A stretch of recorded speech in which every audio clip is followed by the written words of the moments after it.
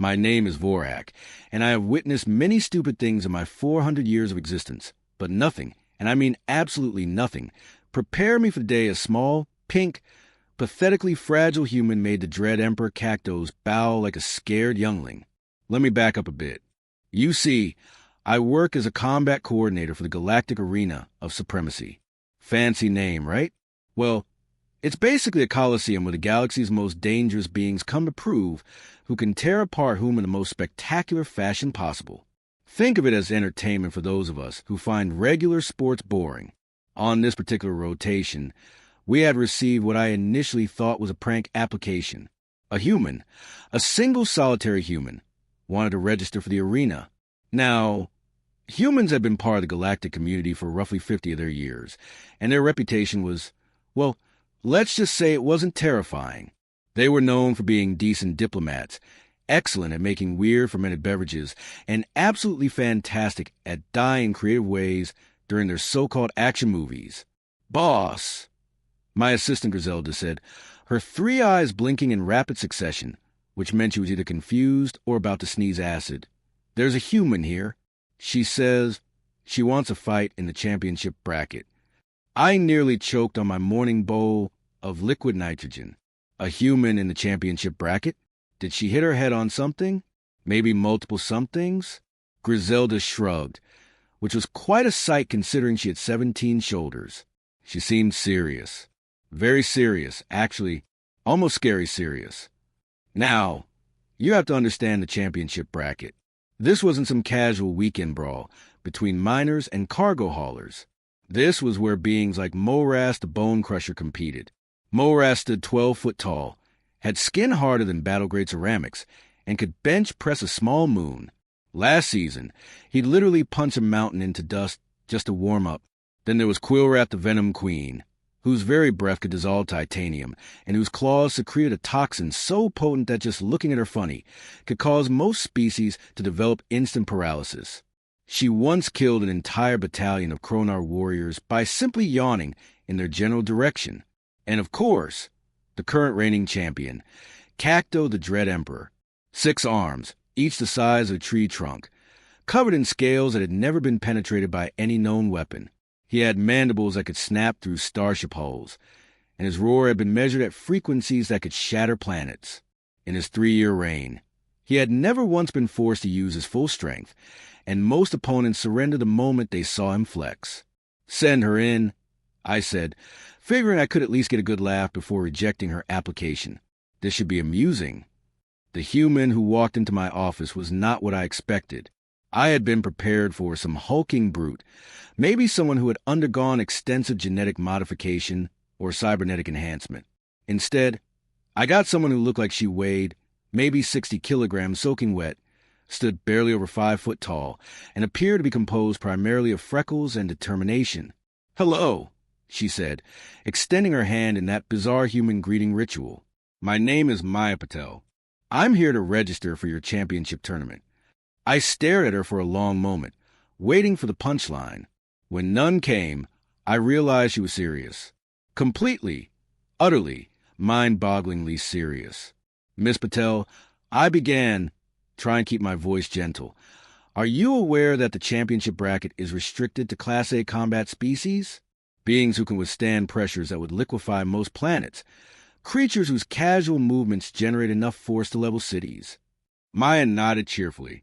"Yes, I read the requirements. Very thorough documentation. By the way, I especially like the disclaimer about potential complete molecular dissolution. And you still want to participate?" I asked, wondering if humans had some sort of species-wide death wish that we hadn't been informed about.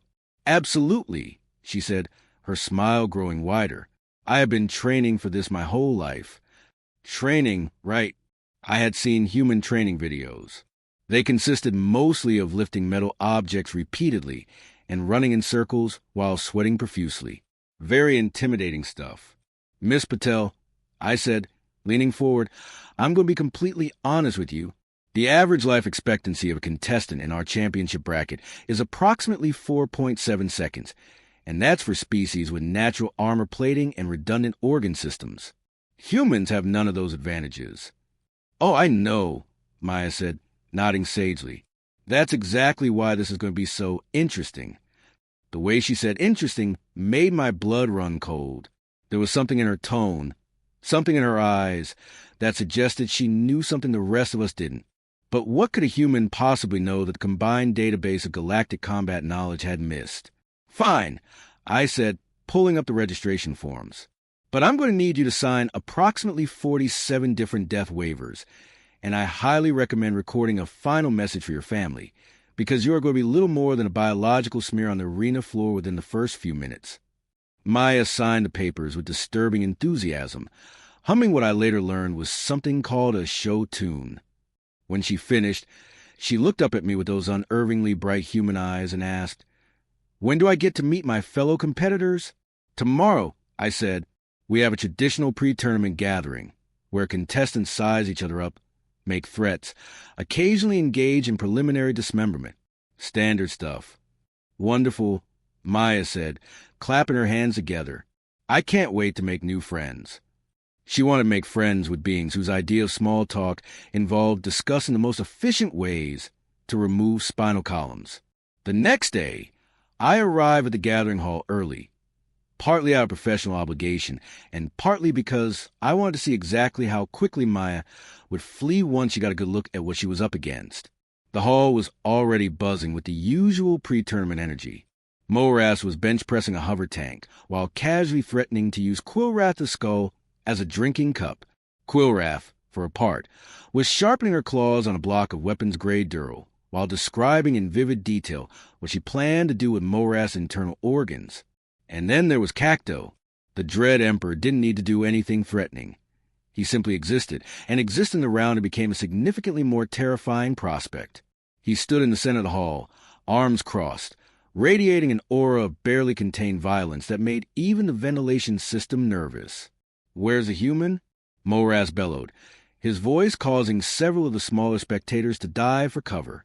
"I want to see what passes for a warrior among those soft little creatures." "Probably cowering in her quarters." Quillrath laughed, a sound like breaking glass mixed with screaming. "I bet she took one look at the competition roster and wet herself." "Actually," came a cheerful voice from the entrance, "I brought snacks." Every head in the hall turned toward the doorway, where Maya Patel stood holding what appeared to be a large container of some sort. She had changed out of her registration outfit into something that looked suspiciously like athletic, and she was still wearing that same unnervingly bright smile. The silence that followed was so complete that you could have heard a photon drop. Maya walked into the center of the hall, seemingly oblivious to the fact that she was now surrounded by beings who could have used her as a toothpick, and set down her container. "I made cookies," she announced. "Chocolate chip. They are a human delicacy. I thought we could all share them before we try to kill each other tomorrow." Morass looked down at her with an expression that suggested he was trying to decide whether she was incredibly brave or incredibly stupid. "You brought us snacks," he said slowly. "I did," Maya confirmed. "Food is very important for maintaining peak physical condition. Plus, I have always found that people fight better when they are not hungry." "People," Quillrath repeated, tasting the word like it might be poisonous. "You consider us people?" "Well, of course," Maya said, looking genuinely confused. "You think, you feel, you have goals and ambitions, and probably family somewhere. What else would you be?" I watched Cacto carefully during this exchange. The Dread Emperor had not moved, had not spoken, but his 6 eyes were fixed on Maya with an intensity that was making the air itself uncomfortable. His mandibles twitched slightly, which in his species indicated either extreme hunger or extreme curiosity. "Human," Cacto finally spoke, his voice a rumble that seemed to emerge from somewhere deep underground. "What is your combat specialty?" Maya turned to face him, and I swear I saw something flicker across her features for just a moment. That cheerful human expression shifted into something else, something that made my survival instincts start screaming warnings. "Oh," Maya said, her smile returning to its previous brightness. "I suppose you could say I specialize in adaptation." "Adaptation?" Morass snorted. "What kind of fighting style is adaptation?" The kind that's kept my species alive for about 3 million years despite being small, slow, weak, and having no natural weapons. Maya replied, "We are not the strongest or the fastest or the most heavily armored, but we are very, very good at figuring out how to win anyway." "Impossible," Quillrath hissed. "I have studied human combat recordings. Your species fights with crude projectile weapons and explosive devices. Primitive technology cannot overcome natural superiority." Maya's smile grew a little wider. "You've been watching the wrong recordings." And that's when I realized that maybe, just maybe, we had all made a terrible mistake in our assumptions about humans. Because the way Maya said those words, the way she looked at 3 of the most dangerous beings in known space without even a flicker of fear, suggested that we were about to learn something about humanity that they have been very careful not to mention in their diplomatic files. "Tomorrow should be interesting," Maya said, offering the container of cookies to Cacto. "Would you like to try one? I made them especially for this occasion." Cacto stared down at the small human offering him baked goods, and for the first time since I had known him, the Dread Emperor looked uncertain. "What?" he asked slowly. "Did you put in them?" Maya's laugh was like music, bright and clear and completely at odds with the growing sense of dread that was filling the hall. "Oh, just flour, sugar, eggs, butter, vanilla extract, and a few special ingredients that I picked up during my travels. Nothing that would hurt anyone much."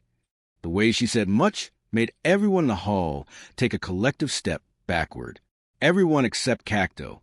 He continued to stare at Maya with those unblinking eyes. "You are not what you appear to be," he said finally. "None of us are," Maya replied. "That's what makes tomorrow so exciting." As the gathering dispersed, I found myself wondering exactly what we had gotten ourselves into, because one thing was becoming increasingly clear. Maya Patel was not just a misguided human with delusions of grandeur. She was something else entirely. And tomorrow, we were all going to find out exactly what that something was. Tournament day arrived with all the fanfare of an approaching supernova. The arena was packed with representatives from every major species in the galaxy, all eager to witness what promised to be either the most spectacular combat tournament in recent memory or the shortest suicide attempt on record. I stood in the control booth, monitoring the various feeds while trying to ignore the growing knot of anxiety in my stomach. Something about Maya's behavior the previous day had left me deeply unsettled. The way she had looked at Cacto, the way she had offered those cookies with that perfectly innocent smile while using the word much in a tone that suggested impending doom. "First match is beginning," Griselda announced, her voice crackling through the intercom. "Morass versus Quillrath. Standard elimination rules apply." I watched the 2 titans enter the arena, each one radiating enough destructive potential to level a small city. Morass flexed his massive arms, causing the ground to crack under his feet. Quillrath responded by releasing a small puff of her toxic breath, which immediately began eating through the reinforced arena floor. The fight lasted exactly 37 seconds. Morass charged with the force of meteor impact, but Quillrath was faster. She ducked under his massive fists, raked her claws across a supposedly impenetrable hide, and watched with satisfaction as her venom began working its way through his system.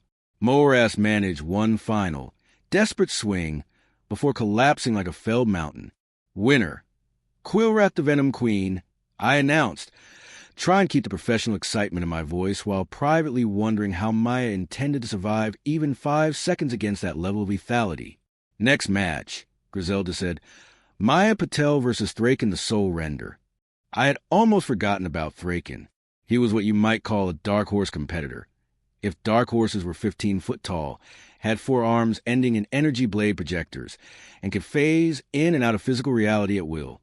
He specialized in attacking opponents on multiple dimensional planes simultaneously, making him nearly impossible to defend against.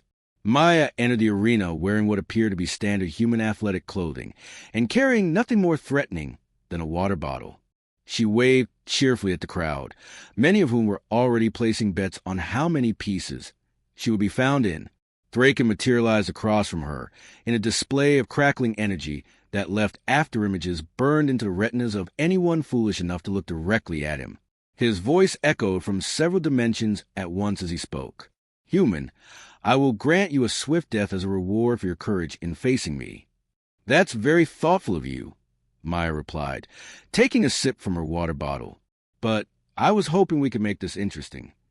The starting signal echoed through the arena. Thraken immediately phased out of normal reality, becoming a shimmering ghost that began circling Maya at impossible speeds while his energy blades charged to full power.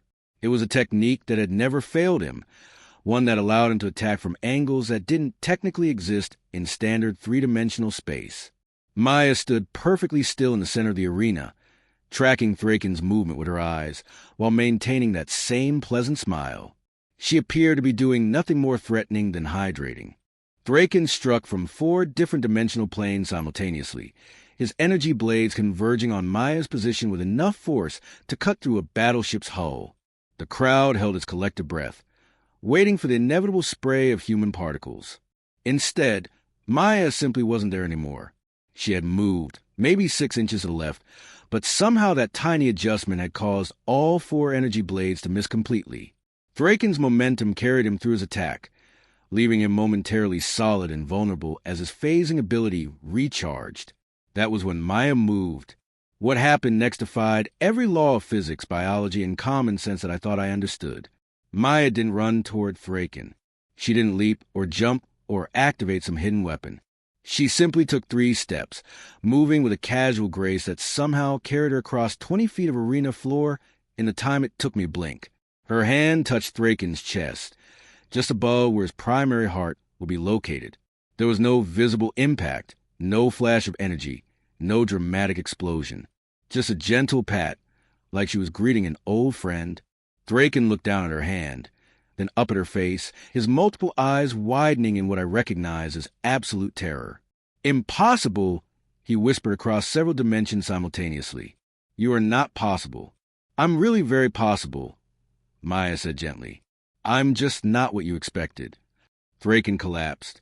Not fell, not stumbled, not staggered. He simply folded in on himself like a structure whose fundamental supports had been removed. His energy blades flickered and died. His phasing ability shut down completely, and he lay there, breathing in short, panicked gasps, while staring up at Maya with the expression of someone who had just witnessed the universe turn inside out.